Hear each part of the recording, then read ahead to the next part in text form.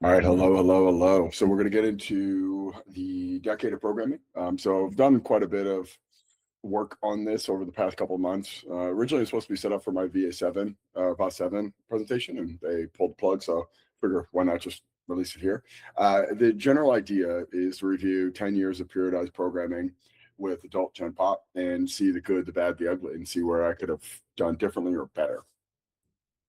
So the hypothesis is fairly straightforward. Is a structured periodized program for adult Gen Pop a good solution for the private sector group exercise? And that Nate, you worked at Allegiant, so first and foremost, what we were trying to accomplish. But one thing I kind of want to make a note, it's a little bit more accepted now, but in 2017, this did feel like a little bit more of a paradigm shift in philosophy. A lot of it's churn and burn, group fitness, HIIT, et cetera, et cetera. I mean, you still fight that narrative quite a bit, but it's lessened now. But in 2017, it was like it just might be crazy enough it could work, kind of mentality. And as we start to retroactively look at it, some of this stuff might look dated, but at the time I feel like this was somewhat of a controversial thought. All right, so one thing that I think is still fairly true in group exercise is this idea that it's devoid of principles, right? The principles that I laid out in training sports teams, or the principles in general, which I talk a lot about ad nauseum, specifically progressive overload. That is the most important one that I think is lacking in group exercise. You could argue maybe individuality if they're doing some sort of accommodating a specific goal, whether doing more density work or maybe some injury stuff. Maybe there's a progression of trying to get a little bit more density within training and maybe a little bit less calories and trying to just get into some sort of body composition outcome. I would definitively say diminishing your returns, which is the yin and the yang. And I talk a lot about that in training sports teams for progressive overload. It's when progressive overload is moving too fast or at too great of a rate, diminishing returns occurs. And if there's no progressive overload, diminishing returns it doesn't exist. So you need one, they're dependent on each other.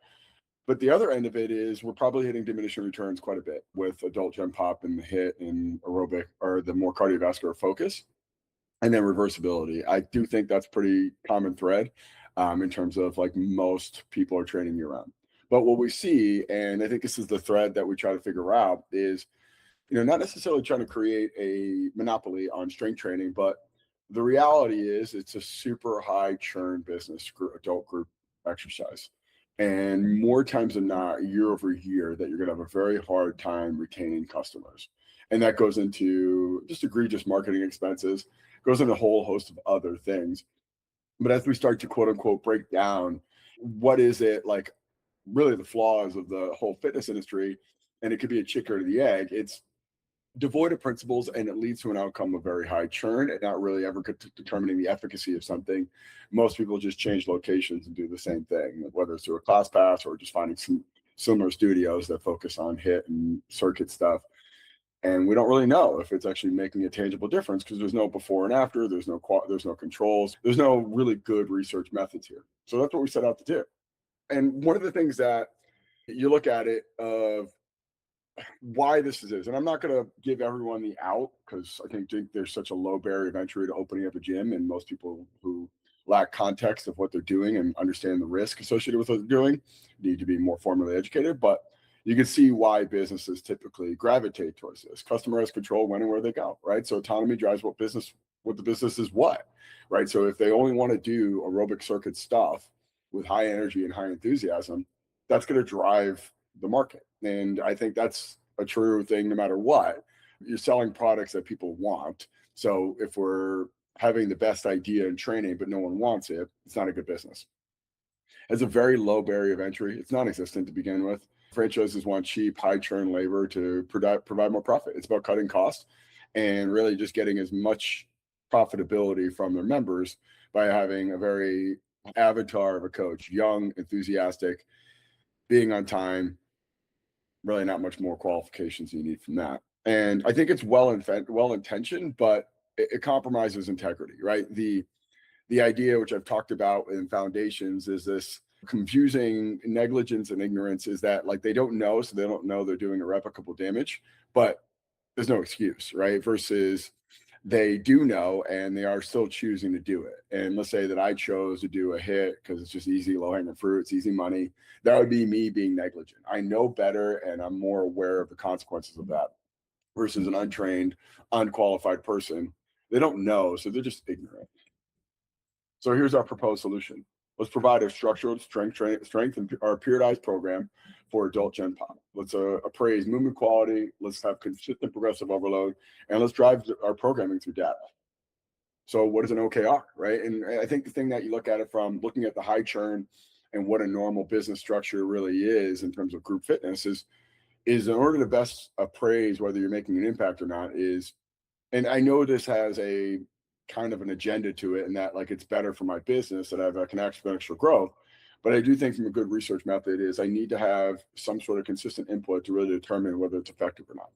And when we have convoluted data sets where people are trying a bunch of different things simultaneously, we never really know what the intervention's effect is.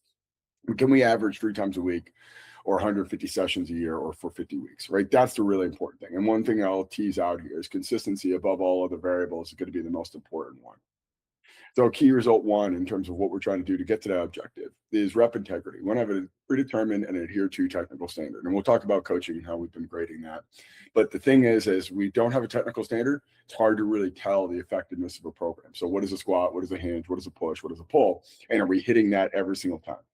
Then we want set integrity. We want to hit our tempo at threshold intensity, right? If we have a prescribed time and attention per set, and it doesn't hit a threshold intensity, it's not going to create the adaptation. So we're looking by rep basis, movement quality and hitting range of motion, position at that range of motion.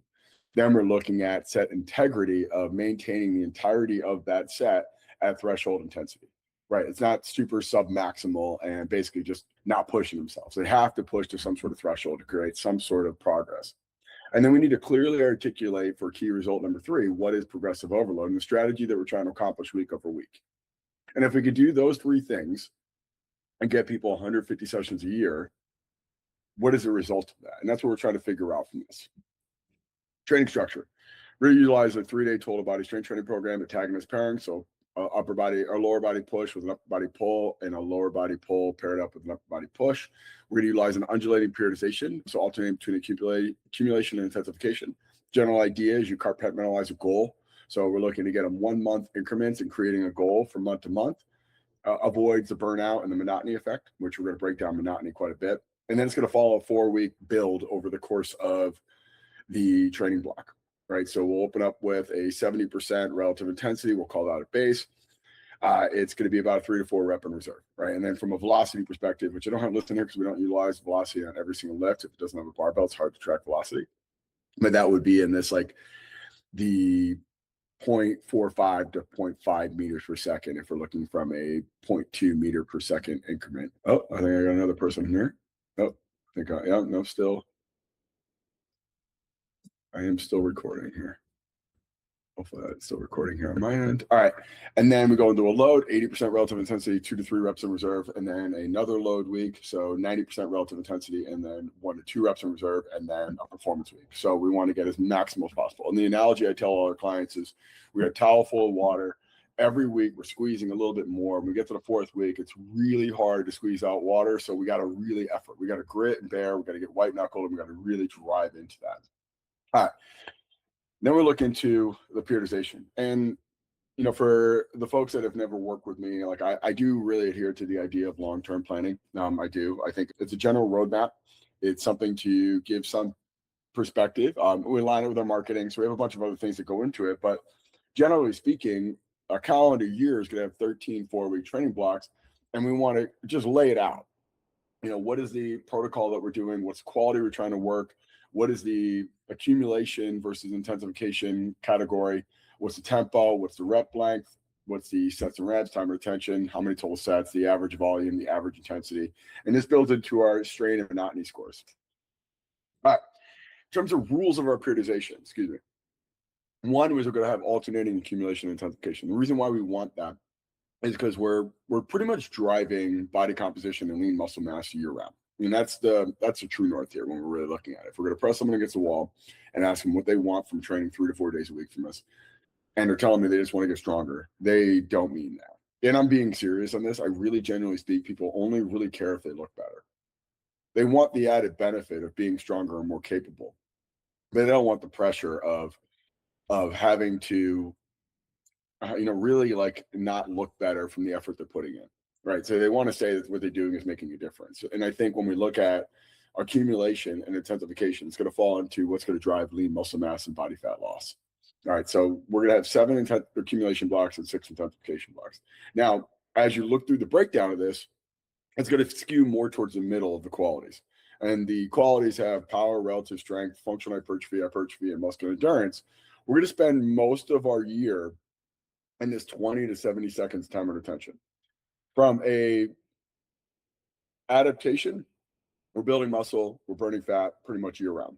From a safety perspective, very rarely we're going to work absolute strength or a power, because I think there's a point of diminishing returns working with adult gen pop with a median age of 45 and doing very maximal loading or very high power output. And you do definitely see a burnout effect from doing very high volume muscular endurance work. So you got to stay within the middle. And when we look at it from a standard deviation, we'll show this as plays out from monotony and strain perspective. But when we're thinking about the variance that we can have from time under tension and subsequently intensity, we want to kind of stay towards this middle of this 35 to 40 seconds pretty much year round. All right, now we're looking at it from a rule number 2 is we have to have a kind of a ceiling on how much we can change from one training block to the next.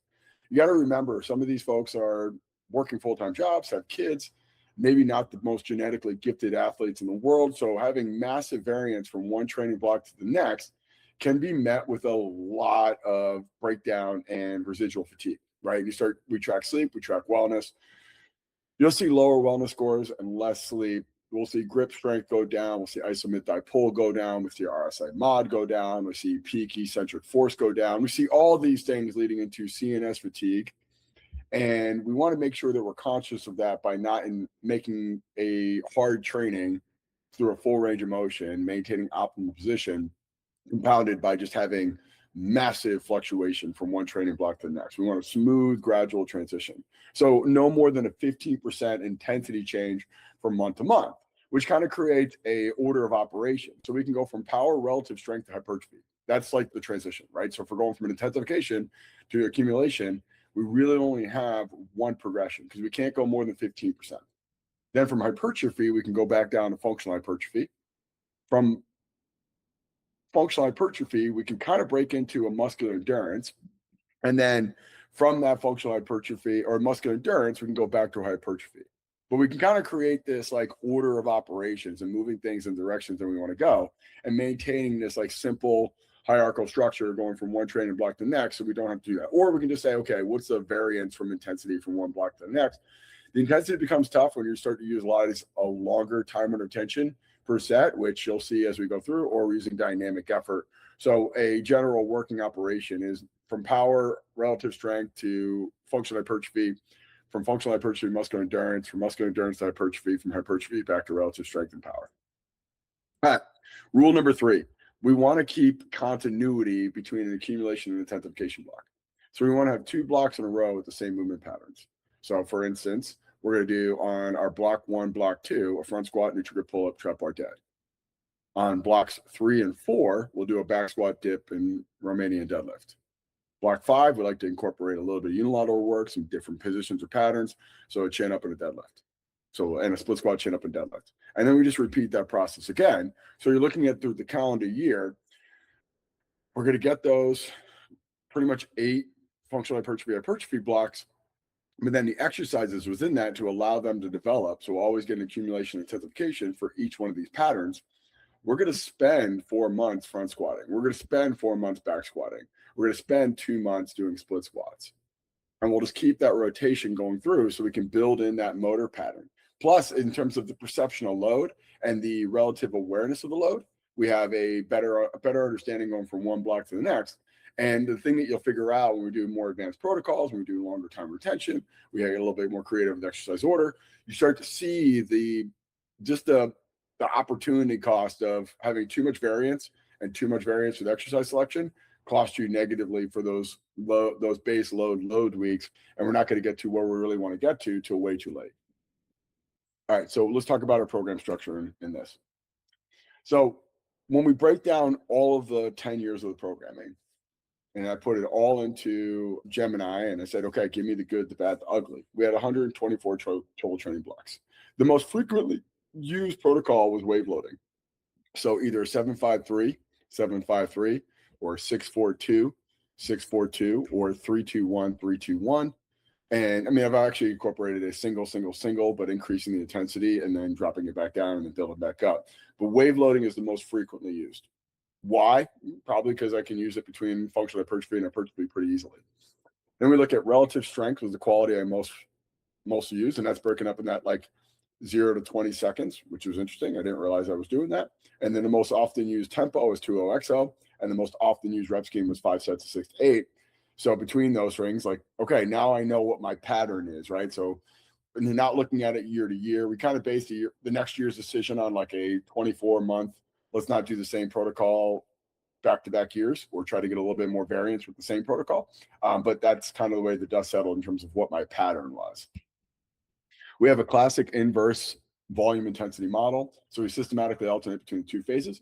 The accumulation phase, my volume was averaging 10.9 reps per like that. So it's my normal average on accumulation blocks. And my intensity was rather low, 66.9. But you got to put the caveat in that I always use time under tension. So it's always going to be a 2-0-XO, 3-0-XO, 4-0-XO, sometimes a 5-0-XO in the carry method of 10-0-XO. All right.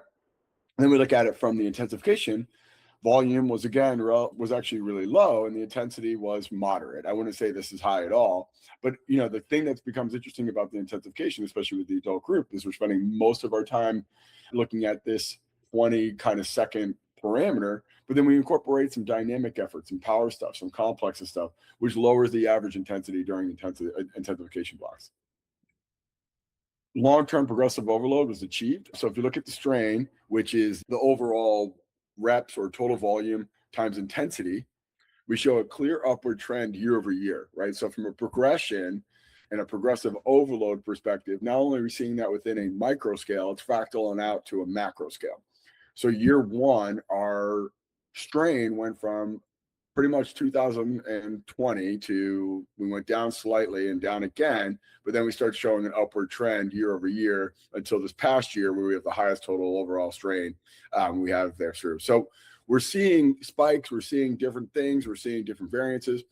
I'll be honest, and we'll have two different formats. I tend to get conservative when I feel like we're losing members, and I found that pattern out myself. When the membership numbers were dipping, I tend to get a little bit more conservative, which is an interesting kind of play. And you can kind of play that out if you work with like team sports and you see like an injury rate or a bad year. You want to kind of have an idea of why you're reacting the way you're reacting, right? Sometimes we need to push them harder. Sometimes people typically go like, okay, well, I'm going to put more white gloves on this because I don't want to lose my job. I tend to react by becoming more and more conservative. And when things are good, I start to get a little bit more aggressive. Here's how it plays out over the course of the 10 years, right? So the 120 something blocks, we see the median red line is our average strain score. And then you can see the variance, right? So a lot of ups and downs. This is what an accumulation training block does. Now, the question would be, is these spikes, right? So we look at a massive strain score, almost like you look at it, we did on block 7, the next massive strain score was block 23. And then we look at block 51. And we just see these like periodic spikes in strain, but then we also see a corresponding couple months around that, a massive drop in strain, right? So we see over the course this, nice little like reactionary ebb and flow from a month to month, quarter to quarter, year to year. We're getting a lot of fluctuation. So when we look at a monotony score versus a strain score, we should see, okay, at least it's interesting. And the question would be is the more we deviate from that red line within let's say a quarter or a calendar year, would that lead to a drop off in attendance or a increase in injury rate or a drop in overall performance or maybe a loss of membership because of that? And we'll look at attendance here and coaching performance as a correlate to what we're trying to figure out as to what is the overall impact. From a tonnage perspective, we want to improve body composition, lean muscle mass. So we look at strength improvement. Intensification tonnages shows a gradual and progressive increase over the 10 years. So that's going to improve overall strength. From a body composition perspective, it remains consistently high, providing enough adequate stress to get to that goal. So when I prompt Gemini to say, okay, if my goal for my client is to improve lean muscle mass and burn fat, am I doing my job? And according to them, they say yes, which is important to have this third party mediator to come in and say, are you doing what you expected to do? And does your programming reflect that? Because I can convince my staff that I'm doing a great job. I really can. It's fairly easy to me to be very dominant and assertive and say, I know I'm doing a great job, and I can be without any kind of pushback or blowback. And I can omit noisy data that doesn't confirm my bias.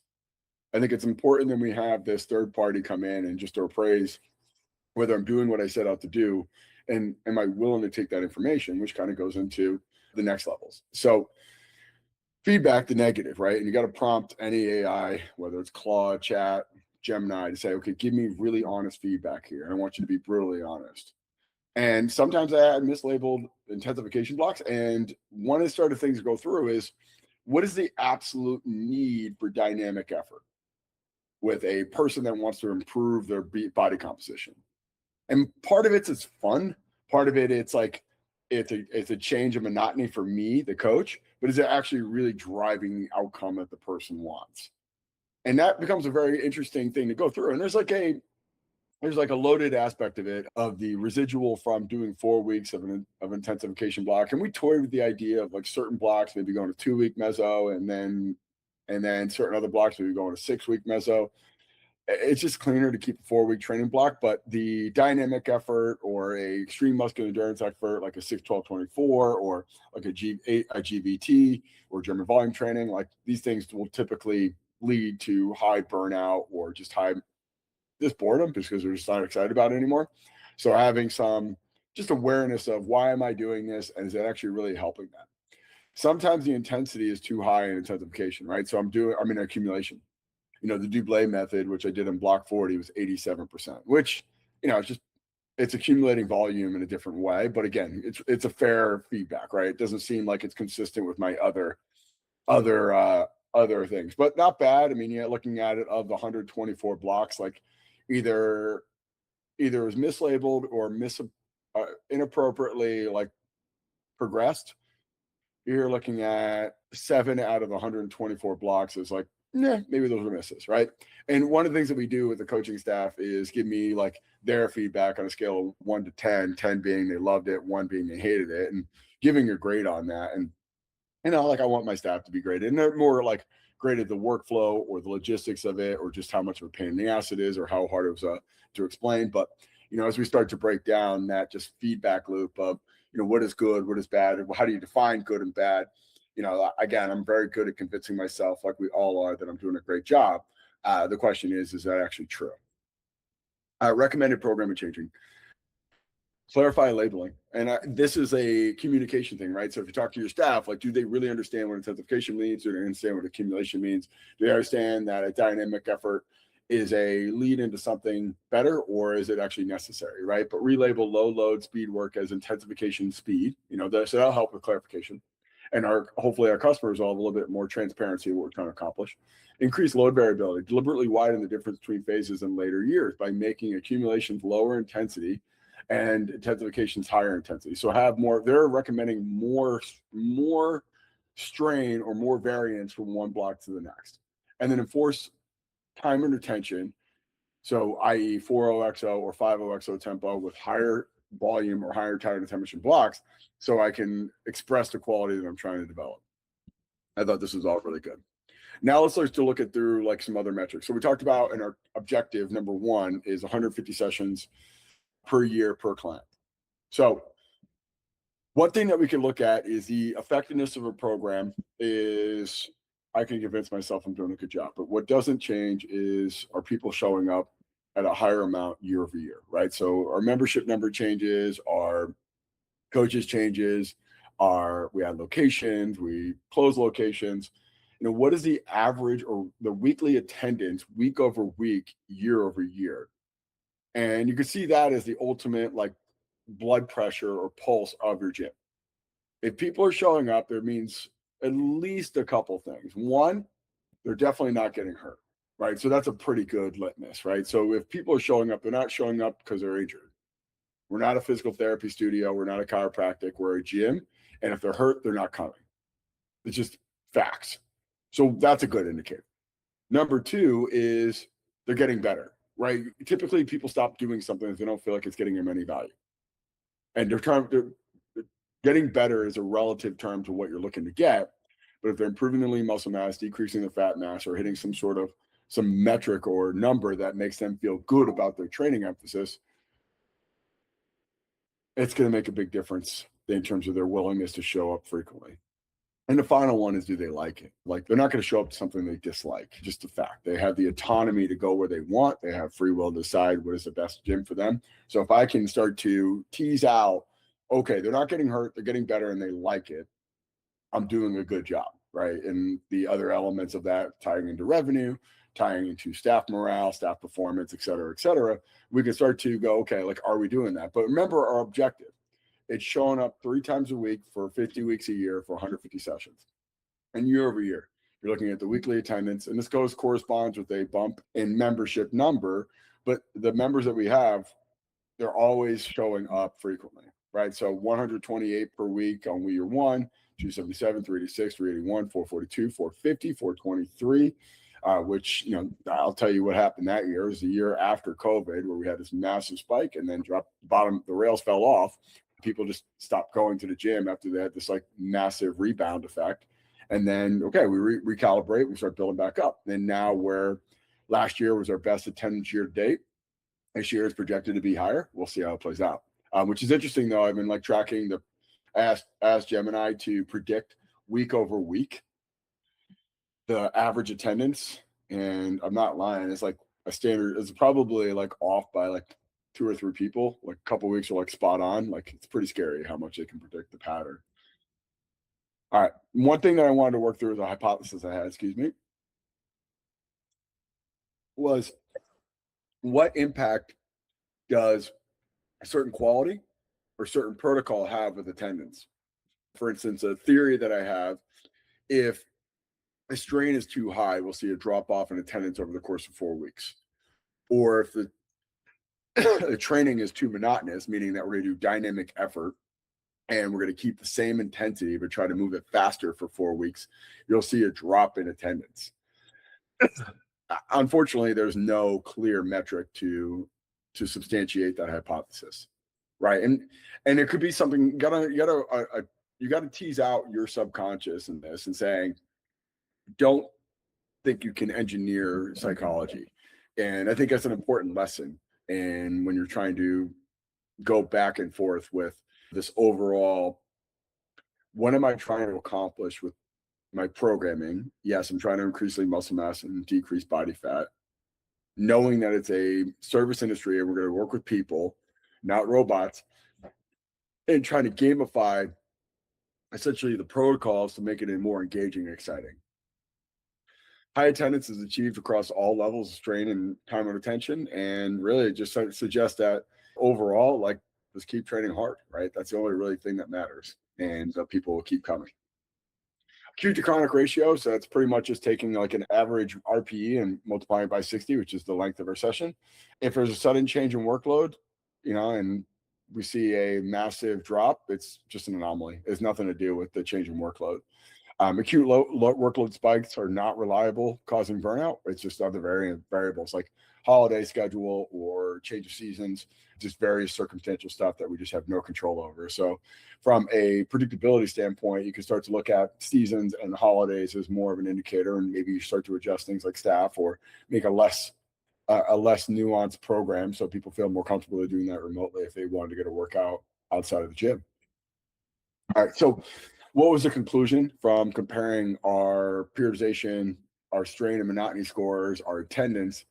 Since The overall like impact of strain and attendance is negligible. Maximize weekly adherence, and we should focus on logistic and motivational factors. So optimize schedule, which is always just you're juggling plates. Enhance perceived value and engagement, so show people more progress, and then just try to work through like psychological monotony and simple levers to pull by just smiling, being more engaging, playing fun, upbeat, energetic music. Try to just be more encouraging. That seems to be the only real thing that's actually going to drive people to want to come to the gym more often. Coaching impact, which I grade all of our coaches. I try to do it at least quarterly, and we try to give them a number, right? We start to work through some stuff, and there's some, SOPs that we want to work through, like starting on time, going through our movement prep, going through our workout, making sure that you're floating throughout the room, maintaining that rep integrity, set integrity, and then making sure that we're progressing week over week. One of the things that we wanted to break down though is where are weak spots, and I talked a lot about this in different formats, but from a training versus education. Education meaning I'm teaching them something they do not know. Training is I'm reinforcing something they should know. And I look through the education is, okay, you just get hired by me. What do you need to know to be able to coach your first session? And then once you coach that first session beyond, it goes into training. And I go into those skill knowledge gap areas. Okay, do you not know what you're doing? Do you have the ability to do what you're doing? And then I look through a motivational gap. If you don't have the motivation to do it anymore, you burnt out or you don't care about as much. And we start to tease out from there, okay, what is the operational aspect of what we're doing, and try to build out a format from a review or grading to make sure that I'm having the necessary information. So try to get it early when they just start. Okay, what was the knowledge or skill gap they don't have, and then get it later when they've been working for a while and seeing what their ability to maintain that or improve upon that. One of the things that we do really well is movement prep. We put it kind of on a pedestal a little bit. Like, you got to learn cars, you got to learn the correctives, you got to go through this stuff.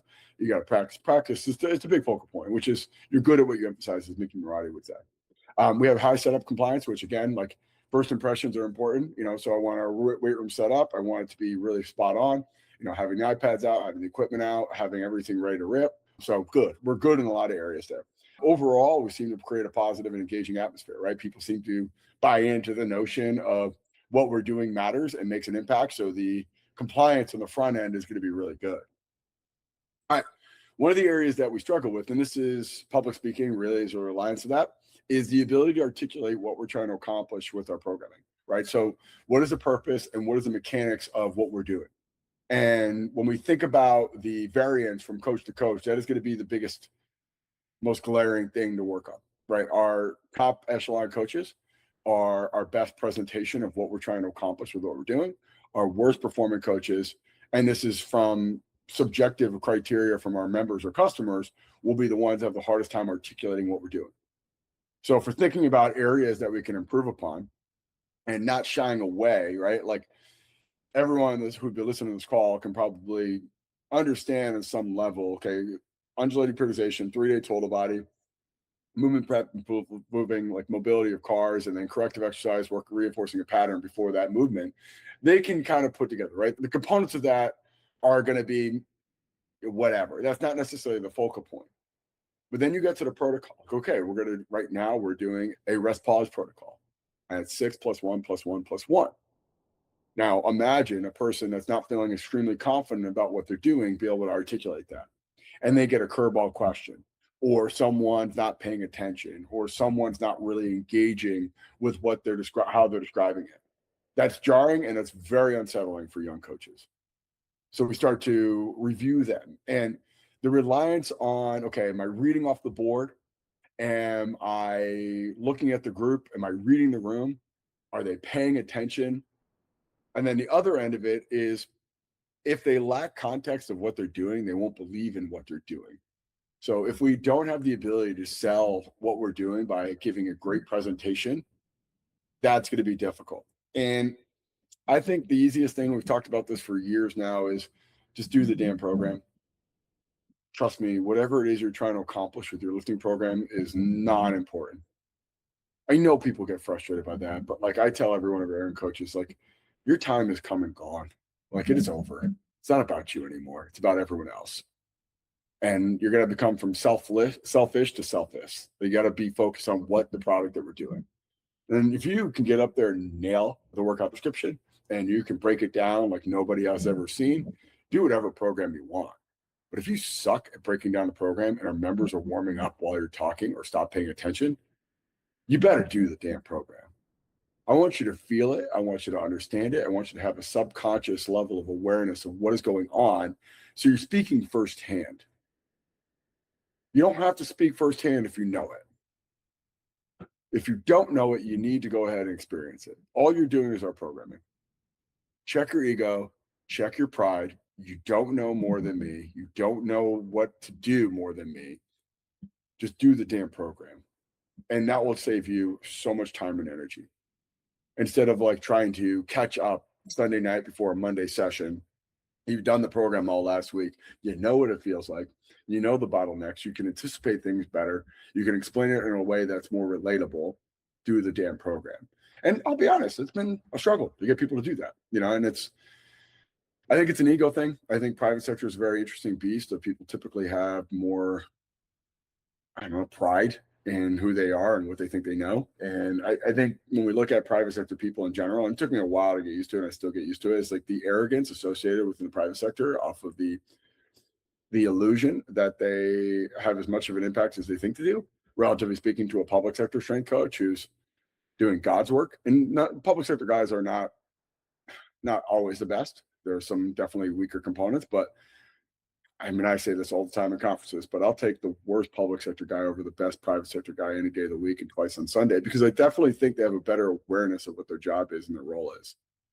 Versus private sector people are typically better one-on-one and struggle in group dynamics. And they can't hold a room, they can't hold court, they can't get a bunch of people to believe in something.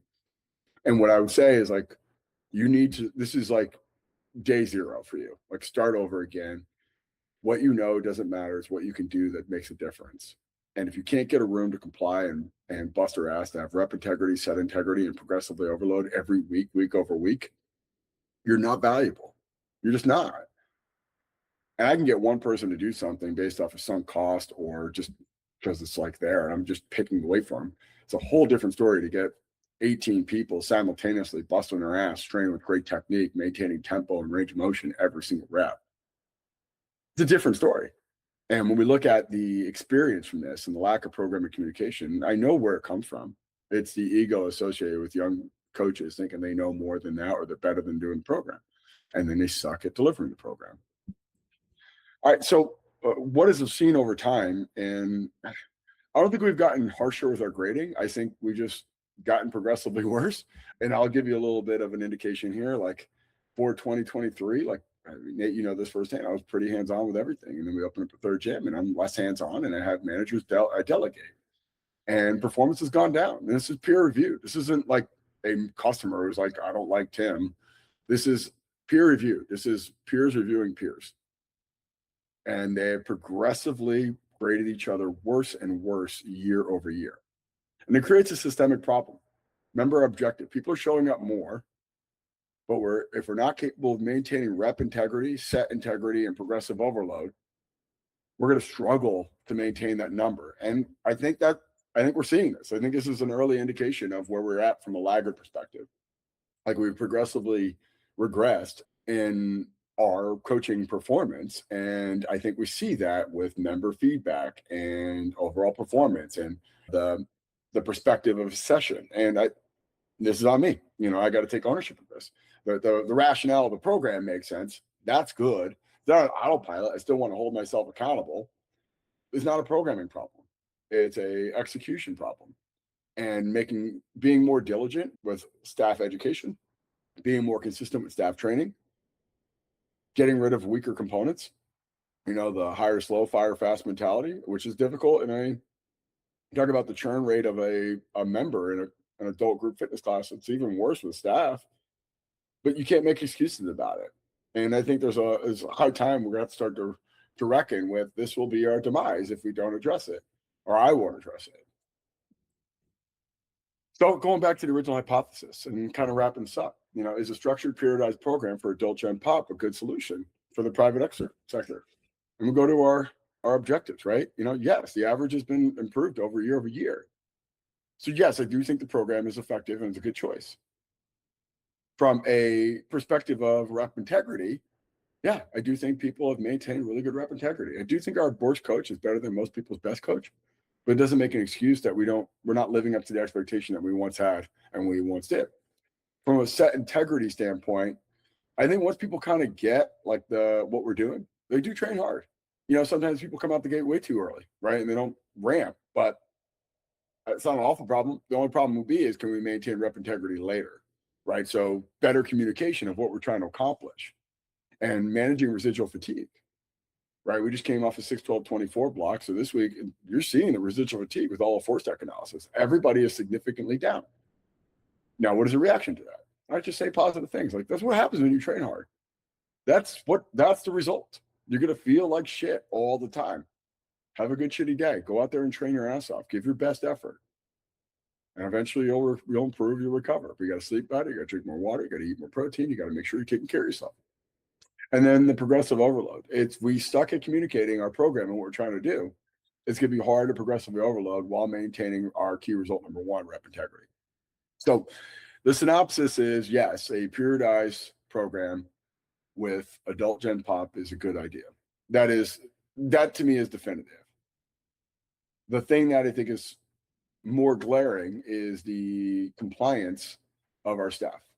And, one of the areas that I really look to, and with all of this, is how do I invest more into the industry so I get coaches wanting to coach longer, harder, and more capable? I think I'm getting them off Indeed. I'm getting them anywhere from off the street, from social media.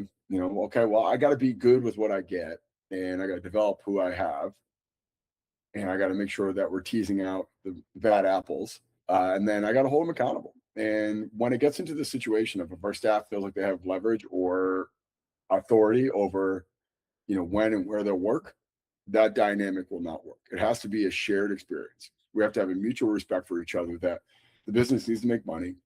We need to provide a high level of service, and you need to want to do a great job. And on my end, I need to pay you on time. I need to give you opportunity to prove yourself, as well as I need to make sure that you're consistently informed on what we're doing and why we're doing it. And from the relationship aspect between our ownership, our staff, and our members, and it's more of a horizontal, not necessarily vertical, is everyone is in charge of their thing. Like, each one of our members needs to make sure they're doing a great job with each rep, each set, each training week. Our coaches need to make sure that they're providing high level instruction for each rep, pushing people to push each other every single set, and then encouraging people to keep coming and make sure they're getting some sort of progression from one week to the next. And then from the ownership perspective is, I need to be on front. I need to educate. I need to train. I need to inspire and motivate our coaches to keep doing the thing. As we look back over these 10 years, a lot of lessons, a lot of great opportunities. One thing that I'm really interested in here, look forward to the next 10 is like, what's the overuse look like? Do we start to see tendinopathies? Do we start to see hip and shoulder pain? Do we start to see people breaking down with back pain? Like, we load heavy, we load often. We're not shying away from advanced protocols. People show up all the time. So if we start to see orthopedic stuff, what does that change? Right? They're not getting hurt. That we're like under 1% of why we lose a customer due to injury year over year, which is good. I mean, I give a lot of credit to our coaches on that for keeping a safe and effective training environment. But the other end of it is, from a programming perspective, I'm not being reckless and abusing that power. And I definitively know from our retention, which is 97% month over month, we don't lose people. We just don't get enough new people, but that's a different story altogether. And we start to think about the context of, okay, well, their programming is good. Like, that is proven. And we can look at force tech metrics. We can look at power strength relative to body mass. We can look at body composition. We can look at relative strength. We can look at a whole host of metrics. But what we do makes a difference from a physical quality perspective. Now we got to start to address the coaching elephant in the room. And that's another beast to come through. So the lesson for me is, like, great job with 10 years of periodized programming. It's definitely been effective. The caveat, though, is you need to do a better job with educating and training our staff. Overall, it was a good exercise. Like, I encourage everybody who's going to be listening to this call to do this themselves and just take all of your stuff. Takes a while, but you got to organize it, and you should, just see your patterns, and just have a chat GPT, a Claude, or a like Gemini, just go and like evaluate this, find my patterns, find my weak spots, and get better at prompting it, get better at like asking questions, get better at getting the feedback they want that you're looking for. And be honest with it too. If like, hey, I really want to accomplish this. Like, we want to win a national championship in swimming and diving. Are we doing that? And like, we're not netting that. So what are we not doing? And an even harder one would be looking at this on my end, relatively speaking, to profit and loss. Like, where are we missing? Like, where are we not doing enough to make enough money? Okay. I'm going to pause there. Nate, any questions? Yeah, I've got a couple just kind of based off thing, but like when it comes to planning, how far out are we doing the planning as far as the year program? Like, is it we look at the previous year and then go from there, or do you have it kind of planned out even further out from there? November, early December, we do the annual for the upcoming year. So a month out, really. Okay. Cool. And then just going back to the strain, I guess you did kind of touch on this a little bit, but is that affected by the number of clients and then also the number of new clients? So I'm saying, like, if I have somebody who's brand new coming in, is their strain going to be, let's say, skewed to somebody who's been there for a while? That would be really hard to ascertain from that, but strain would be the overall time retention or repetition time the intensity. So let's say I do 10 reps at 80%, so just 80, it would be 800 arbitrary units. And you kind of put that as like the overall load for the week, right? So you kind of do that. So if I do 10 sets of 10 at 60%, that's gonna be 6,000 arbitrary units. That's quite a load versus the week before I did, I don't know, like 5 sets of 3 at 80%. Okay, that's 24 times 80. Like, that's a much different load, right? So the strain is going to be massive higher for the GVT versus the 5 sets of 3. Gotcha. And then I think, just going into the planning part of it, I actually put a note down. It was like the holiday and like yearly time frames. I'm assuming that really affects more of attendance 100%. As opposed to anything else. Yeah, I mean, we see that a little bit too. I'm sorry, we see that a little bit too. Like my jiu-jitsu gym, like there's times when people will show up. I mean, it's kind of similar thought process of people are doing things on their time schedule, so it's kind of affected by how much time they have there. Yeah, and there's no breakage to the year, right? So the seasonality that we have in the public sector is gone in the private sector. And if you shut down, like we don't have anyone coming in Christmas week or whatever, you shut down, there'll be like 30% of your population is not going anywhere, going to be upset about that, right? And then there's an issue there. So like, but that's only 30% of the people are actually like available to come. And if that, they may not be that compliant to begin with. So you might see a compounded variable of that. But, the whole, like, most of the stuff is, I think, pretty predictable. Like, you're looking at, like, parents in September are going to have a hard time coming. Parents in the summer, they're probably going to be very infrequent because they go on vacations a lot. You look at the holidays, obviously, that's going to make a big effect. So pretty much like the Wednesday before Thanksgiving all the way through to January 2nd, that's going to be very, very, very volatile in terms of attendance. You look at certain periods during the spring, like spring break, or like a holiday weekend, there's going to be some massive impacts on your variance month over month. And that becomes the game of trying to predict that. And from a operational perspective, staff it less, but playing the other game of it of, I got to give them consistent work in order to keep them. If I start just pulling days, I don't think I'm going to have a lot of people coming in. I might not be able to keep that employee because they're anticipating they're going to make this amount of money per week, per month, per year. So it's a dance a little bit, but from a programming perspective, you could probably, what I was talking about before, of these massive spikes in strain, like let's say a German volume training, do it on the weeks that you're going to have very low attendance and just capitalize on, I don't need as much frequency when I have a 6,000 spike in arbitrary units. So I can get away with going 1 to 2 times a week and still have a huge impact. So like a metabolic circuit, a GVT, 6-12-24, German body comp, giant sets. Those like really super high volume training blocks that like an EDT, another one. Like you just load that up on these training blocks and just, work through these periods a little bit better. And like, it always follows the same trajectory. People really love the high volume stuff on the first week and then hate it in the second, third, and fourth week. And you play that dance of like not overreacting, like, okay, they fucking love this. Like, it's just different, right? And it's like it exposes their lack of fitness, and then they get tired of it. Yeah, definitely. And then I guess the last question when it comes, or as far as like, are we still doing digital training there? And then are people adhering to the same, I guess, attendance with their digital training as opposed to being in person? Digital is so tough. Like Yeah. you're just kind of flying blind, and you're only going off of when people go radio silent, it's so 50-50. Like I've had so many digital clients that don't correspond. Just look at the app and do the workout as opposed to tracking it. And there's I don't know, like an honor code there, but I don't know. I have yet to figure out a way to really like triangulate overall adherence in a remote fashion, which is part of the reason why I don't love it. I like it from I can reach more people. I feel like I've really worked on the medium here. I feel like I've really worked at trying to deliver it. I do like the feeling of like smaller number and charging more in order to have more intimacy and having like, hey, I'm gonna check in on a monthly basis or a bi-weekly basis and just try to like just let them know I'm here. Versus if you have like 1,000 members, like I don't care if you do it or not. I can't really track it all. I just the only thing you can really do is like check how many times they're logging into the app depending on what software you're doing. All right.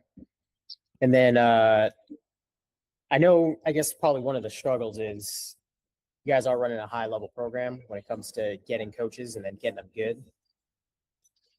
Is there like a, I don't know, particular quality or something that you've seen kind of throughout this predicted success with somebody coming in versus having them intern and then having them go through the whole thing versus somebody bringing somebody fresh off the street there and then throwing them in there and seeing what happens?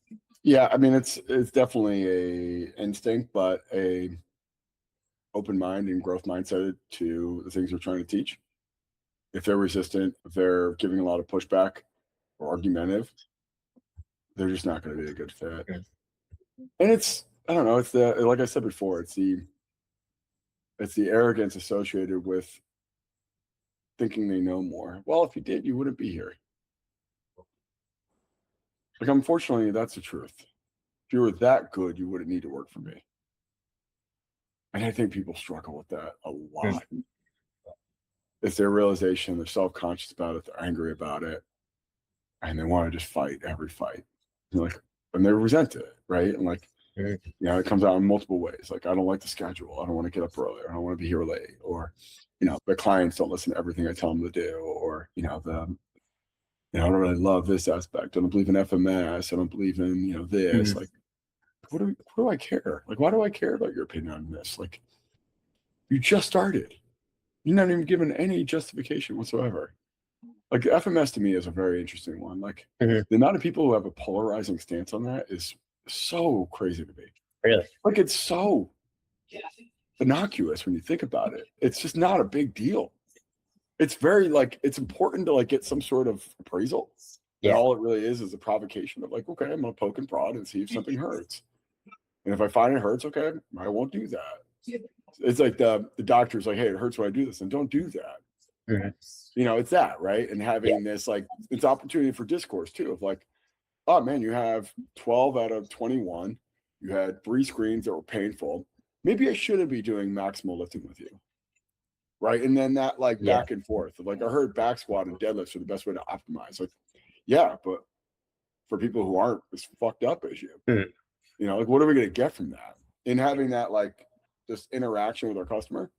But I look at it from it's the effort applying to just trying to get to know you better and then ask deeper, more profound questions is the biggest value add. But peer-reviewed research it's got high efficacy. It's substantiated. It's got relevance. It's still makes an impact on your programming. It can impact your corrective exercise, or your progressions and things but when they start giving me pushback on that, I'm this ain't gonna work. This ain't gonna work. Who do I care? Are you if you're a doctor, a physical therapist, or a chiropractic and you don't believe in FMS, that's fine, but why are you here? Is there anything for you? For me, I'm not clinically trained. I can't diagnose anything, but I better know what hurts. Better know what I can't do. Yeah. So that's become a big litmus over time. Okay. And it's, it's not too often, I think it's funny when people get on a hill about it. Like, that's crazy, man. Who gives a shit? Or your proprietary screen that you developed over 8 clients that's been like flawless. And now you're here, like working for minimum wage. Just like, what are we doing? Yeah. Why are we having this discussion? Like, there's bigger things to talk about, and then the next level is like, I think is that like, so the growth mindset, fighting fights that are unnecessary or being argumentative to a fault. And then next one is like, just enjoying the job. I do think like you will probably, this, but like we have a very unique thing that we're doing programming that's interesting. Our clients are generally a little bit better. I mean, every once in a while we got their people, they complain and stuff, but like our median client is like phenomenal. And the average is that, and there's a lot of controls and there's a lot of like safeguards.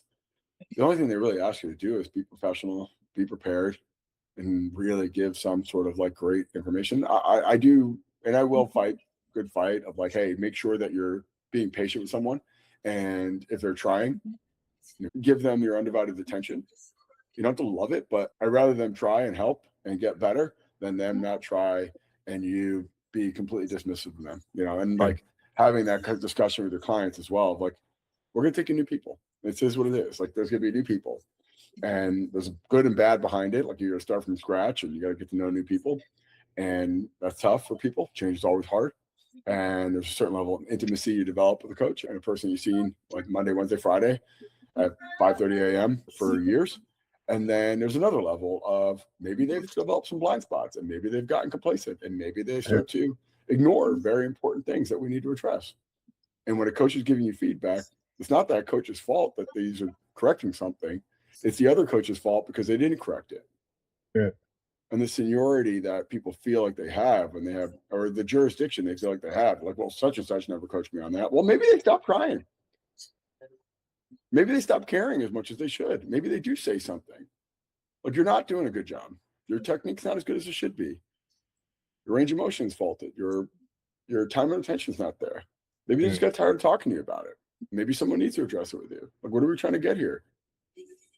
And that process is important as well. Yeah. Cool. And then I know you guys moved away. Like, do you guys still have anybody asking for Olympic lifts or doing any things in the O's and some of those intensification blocks, or is that pretty much just kind of fallen by the wayside? Yeah, it's pretty much fallen by the wayside. I mean, I still adhere to a lot of weightlifting. So every once in a while, people will like poke their nose into it. And like, I think I've gotten better at like answering that. I'm like, well, what do you want? Do you want to look better? We don't have enough time in the day to do Olympic lifts. Like, it's just not like it. The point by the time you actually get good at it with your awful lifestyle, your shitty genetics, and your limited athleticism, it ain't gonna move the needle. Like, let's just zero in on what we're trying to accomplish here. Let's not create a bunch of different targets to hit because we're having a hard enough time hitting the target that we're trying to hit in the first place. Yeah. But yeah, it's always the provocative that like everyone in I think the shittiest thing about the private sector is thinking that everyone has the right to do everything. And they have completely absolved the responsibility of the coach to make good decisions for them. Right? I'm the professional. I am the judge and jury of what is effective because I'm the one assuming responsibility and subsequently liability off of the outcome. And if you get hurt or if you do something that was contraindicated, I'm at fault. And my job is to say no when I don't feel like it's safe or effective. And just because it exists doesn't mean you should do it. And just because someone who has anecdotal evidence that it was effective doesn't mean it is true. And unfortunately, when people like get that information, they feel like, well, I'm paying for it, so I should be able to do it. My professional opinion, which is still very well vetted and very well, and I just gave you an hour lecture on why I'm really thinking about this at a very high level. I think I have the right to say no to certain things, and not everyone has to do stuff. But what you realize, like, what you want to get increased muscle, it's like tension and range of motion and getting to threshold. That's really all it is, and doing a certain amount of density. And like, if you want to get faster, move faster. It doesn't have to be towards weightlifting. It could be like a biometric progression or a speed progression. Doesn't mean I won't not use Olympic lists if I don't feel like they're right in the right situation. But as a whole, like, it's not a arbitrary or default rate. It's a strategy that I use from person to person, case by case. Cool. Well, that's all I got on my end, Coach. Dude, hell yeah, man. I appreciate it, man. Thank you for getting on. Yeah, no, thanks for the talk. It was good. It was informative. Awesome. Appreciate you, brother. All right, Coach. Yeah, you have the rest of your day. Thank you. You too.